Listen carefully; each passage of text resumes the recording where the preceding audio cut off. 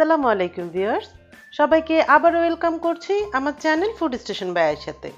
বিয়েবাড়ির আয়োজনে সার্ভ করা খাবারগুলোর মধ্যে খাসির রেজালা অন্যতম।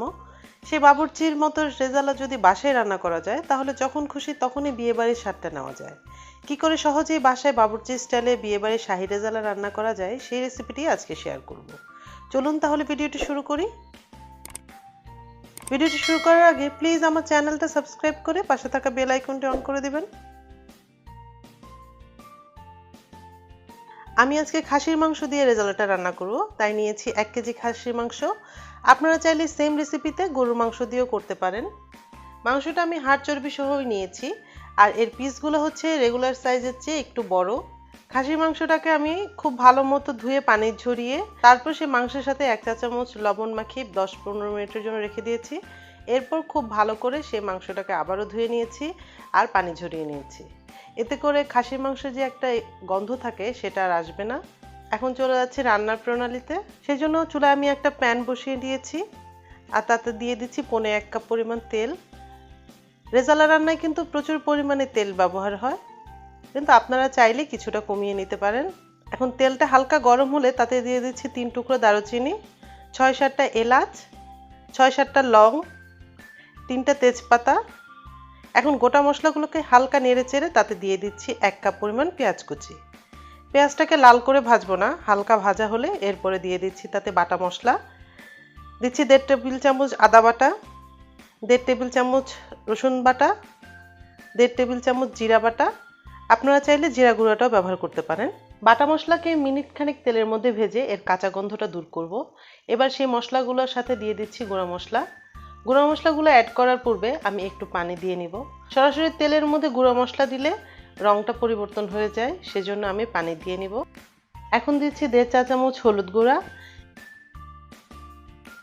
1.5 চা চামচ ধনে গুঁড়া আর 1.5 চা চামচ মরিচের গুঁড়া। রেজালা রান্নায় প্রচুর কাঁচামরিচ ব্যবহার হয়, সেজন্য মরিচের গুঁড়াটা একটু কম দিয়েছি। এখন এই মশলাগুলোকে একটু পানি দিয়ে খুব ভালো মতো কষিয়ে নিব। মশলা কষানোর উপরে রান্নার স্বাদ অনেকখানি নির্ভর করে, তাই চুলার আঁচটা মিডিয়াম টু লোতে রেখে একটু ধৈর্য নিয়ে মশলাগুলোকে কষাতে হবে। এ পর্যায়ে এই কষানো মশলার সাথে দিয়ে দিচ্ছি 7-8টা কাঁচামরিচ। এখন এই কষানো মশলার মধ্যে দিয়ে দিচ্ছি ভালো মতো ধুয়ে রাখা খাসির মাংসগুলো। ও আচ্ছা, আমি তো মশলা কষানোর সময় লবণ দিতে ভুলেই গিয়েছিলাম, তাই এখন আমি স্বাদ মতো লবণ দিয়ে দিচ্ছি আর মাংসের সাথে খুব ভালো মতো মিশিয়ে মিডিয়াম টু লো হিটে ঢাকনা দিয়ে 10 মিনিটের জন্য কষাবো। এই সময় কোনো পানি দেওয়ার প্রয়োজন নেই, মাংস থেকে প্রচুর পানি বের হবে। আর এর মাঝে আমি একটা গ্রেভি তৈরি করে নিব, যা কিনা রেজালার স্বাদকে বহুগুণ বাড়িয়ে তুলবে। গ্রেভিটা তৈরি করার জন্য আমি নিয়ে নিচ্ছি 10-12টা কাজু বাদাম, 3 টেবিল চামচ পরিমাণ টক দই, এটা পানি সহ নিয়েছি, নিয়ে নিচ্ছি আধা কাপ পরিমাণ পেঁয়াজ বেরেস্তা। এখন এই সবগুলো উপকরণকে খুব ভালো মতো ব্লেন্ডারে ব্লেন্ড করে একটা মসৃণ গ্রেভি তৈরি করব। এটা আমি রেজালা রান্না শেষের দিকে অ্যাড করব। 10 মিনিট পরে ঢাকনা খুলে দেখাচ্ছি। দেখুন মাংস থেকে কি পরিমাণ পানি বের হয়েছে। এই পানি দিয়ে মাংসটা অর্ধেকটা সিদ্ধ হয়ে যাবে। মাংসটাকে নেড়ে চেড়ে ঢাকনা দিয়ে আরও 10 মিনিটের জন্য রান্না করব। ততক্ষণে নিশ্চয়ই পানিটা শুকিয়ে আসবে। আবারও 10 মিনিট পরে ঢাকনা খুলে দেখাচ্ছি। তবে আমি এর মাঝে 2-3 বার একটু ঢাকনাটা উল্টে নেড়ে চেড়ে দিয়েছি, যাতে করে তলায় না লেগে যায়। এখন দিয়ে দিচ্ছি একটা বড় এলাচ আর আধা চা চামচ করে জয়ফল এবং জয়ত্রী গুঁড়া। পানিটা অলমোস্ট শুকিয়ে গেছে আর মাংসটাও মোটামুটি সিদ্ধ হয়েছে। এখন বাকিটুকু সিদ্ধ করার জন্য এখানে 1 কাপ কুসুম গরম দুধ দিচ্ছি। রেজালা রান্নায় এই সময় দুধ দিলে স্বাদটা খুব ভালো আসে, তবে দুধ না দিতে চাইলে গরম পানি ব্যবহার করতে পারেন। রেজালাতে অবশ্যই গরম পানি অ্যাড করবেন। যদি 1 কাপ দুধ বা গরম পানিতে সিদ্ধ না হয় তাহলে পরবর্তীতে প্রয়োজন অনুসারে অ্যাড করে নিব। আরও 10-15 মিনিট পরে দেখাচ্ছি। প্রায় 15 মিনিট পরে ফিরছি। মাংসটা প্রায় সিদ্ধ হয়ে গেছে। এখন এতে অ্যাড করে নিব আগে থেকে তৈরি করে নেওয়া সেই গ্রেভিটা, আর এতে দিয়ে দিচ্ছি 4-5টা আলু বখরা আর 1 টেবিল চামচ পরিমাণ কিশমিশ। এখন চুলার আঁচটা লো হিটে রেখে ঢাকনা দিয়ে এটাকে রান্না করব আরও 5 মিনিটের জন্য। ফিরছি 5 মিনিট পরে। 5 মিনিট পরে ঢাকনাটা উল্টে দেখাচ্ছি। খাসির মাংসের রেজালাটা একদমই হয়ে গেছে। এখন আমি এতে অ্যাড করছি 1 চা চামচ পরিমাণ ভাজা জিরা গুঁড়া, আধা চা চামচ পরিমাণ গোলমরিচের গুঁড়া,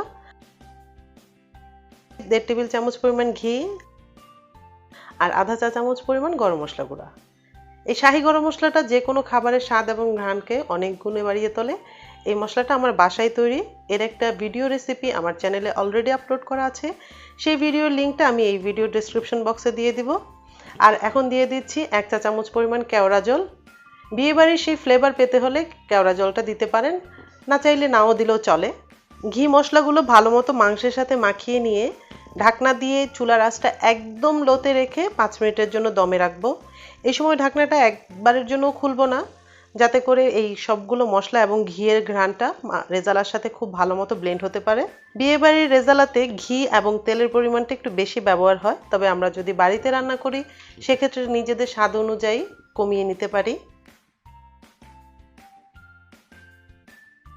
5 মিনিট দমে রাখার পরে রেজালার গ্রেভির কনসিস্টেন্সি যখন এই পর্যায়ে আসবে তখনই বুঝতে হবে রেজালাটা হয়ে গেছে। এই পর্যায়ে চুলা থেকে নামিয়ে নেব, কারণ পরবর্তীতে এই গ্রেভিটা আরেকটু ঘন হয়ে আসবে।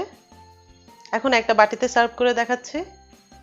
দেখলেন তো কত সহজে মাত্র 40 মিনিটে হয়ে গেল বিয়েবাড়ির শাহি রেজালা। এখন এই বাবুর্চি স্টাইলে শাহি রেজালা দিয়ে পোলাও, ভাত, লুচি, পরোটা যে কোনো কিছু খেতে পারবেন। আমার এই ভিডিওটা যদি আপনাদের কাছে ভালো লেগে থাকে তাহলে লাইক করবেন, যে কোনো প্রশ্ন এবং পরামর্শের জন্য কমেন্ট করবেন। আপনাদের লাইক এবং কমেন্ট আমাকে অনেক অনুপ্রাণিত করে। আজ বিদায় নিচ্ছি, সবাই অনেক ভালো থাকবেন। আল্লাহ হাফেজ।